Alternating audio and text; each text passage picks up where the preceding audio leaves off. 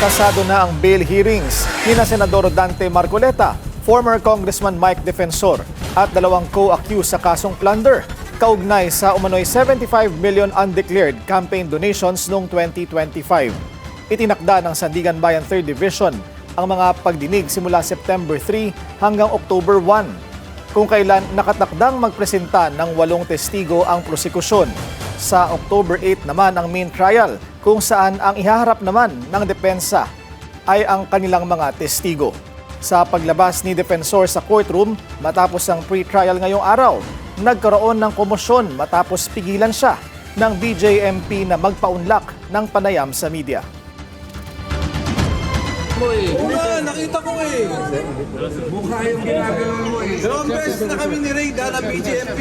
Sir, bawal po. Bawal, sir. Ghost month na, yung Ghost Project, wala pa rin. Manatiling nakatutok sa Bilyonaryo News Channel, sumubaybay sa aming social media accounts at mag-subscribe sa aming YouTube channel para sa mga eksklusibong balita at storya.